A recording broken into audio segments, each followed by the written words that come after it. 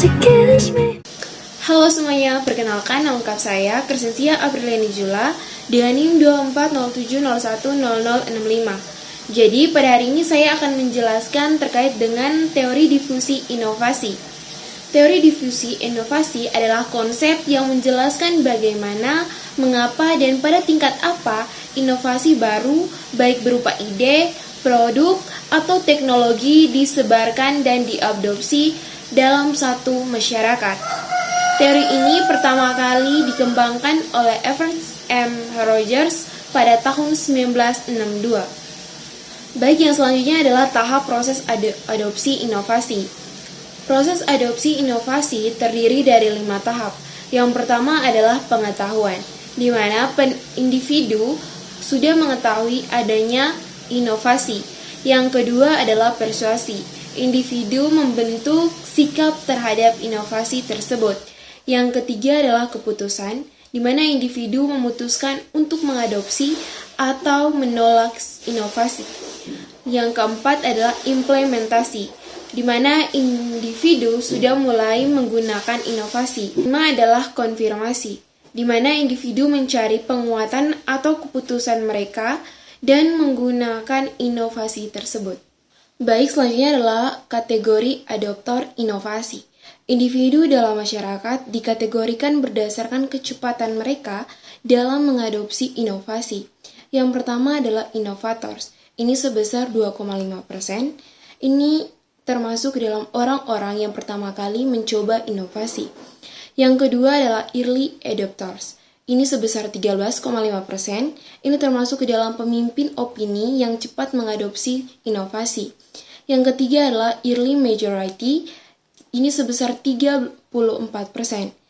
Ini termasuk ke dalam individu yang mengadopsi inovasi sebelum rata-rata masyarakat.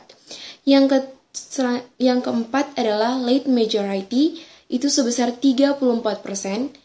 Ini masuk ke dalam individu yang skeptis dan mengadopsi inovasi setelah mayoritas masyarakat. Yang keenam adalah laggards, ini sebesar 16%.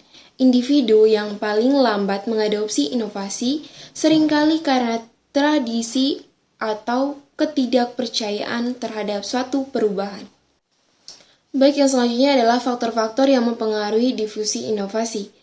Beberapa faktor yang mempengaruhi seberapa cepat dan luas inovasi diadopsi meliputi yang pertama adalah keunggulan relatif.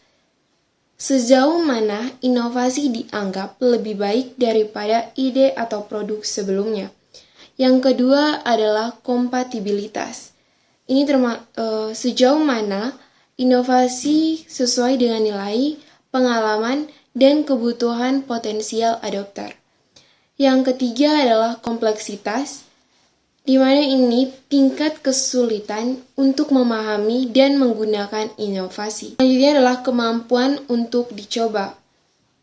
Sejauh mana inovasi dapat diuji coba sebelum diadopsi secara penuh. Dan selanjutnya adalah kemampuan untuk diamati. Sejauh mana hasil dari inovasi dapat dilihat oleh orang lain.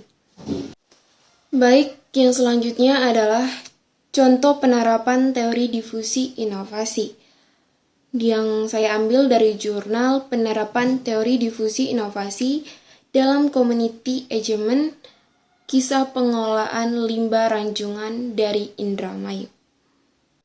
Baik, jadi ini adalah contoh penerapannya di lapangan atau di Indramayu. Yang pertama adalah inovasi. Ini mengubah limbah cangkang ranjungan yang selama ini dibuang menjadi produk bernilai tambah seperti chitin dan chitosan yang bermanfaat untuk berbagai industri. Yang kedua, tahapan difusi inovasi. Ini mengikuti 5 tahap Rogers. Yang pertama adalah pengetahuan.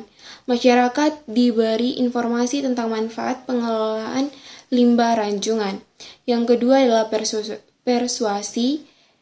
Penyuluhan dan demonstrasi langsung diadakan untuk membentuk sikap positif. Yang ketiga, keputusan. Masyarakat mulai mempertimbangkan apakah akan mengadopsi metode ini. Implementasi. Warga diajak terlibat langsung mengumpulkan, menjemur, dan menggiling cangkang. Kelima, konfirmasi. Beberapa masyarakat mulai mengadopsi metode ini sebagai suatu praktik yang tetap. Baik, yang ketiga adalah community engagement. Ini dilakukan dalam 3 tahap. Yang pertama adalah conditioning. Ini membangun hubungan awal dengan tokoh masyarakat, nelayan, dan pengusaha lokal. Yang kedua, participants observation, di mana peneliti turun langsung membantu proses produksi seperti menjemur, menggiling, serta menimbang cangkang. Lalu yang ketiga adalah kolaborasi industri, di mana bersama PT Atul Gemilang mengembangkan produk olahan ranjungan ke skala laboratorium dan industri. Lalu yang keempat adalah model yang digunakan. Untuk model yang digunakan sendiri, yang pertama adalah model konsultasi. Ini dilakukan dengan menggali masukan dari warga dan pelaku usaha. Yang kedua, model berbasis aset atau sosial ekonomi, mengoptimalkan potensi masyarakat pesisir sebagai penghasil limbah ranjungan. Baik, yang terakhir adalah kesimpulan dari penerapan. Keberhasilan dari suatu difusi inovasi bukan hanya tentang memperkenalkan teknologi, tetapi juga melibatkan masyarakat secara emosional dan struktural agar merasa memiliki dan mau mengembangkan inovasi tersebut secara berkelanjutan. Sekian dari saya, terima kasih.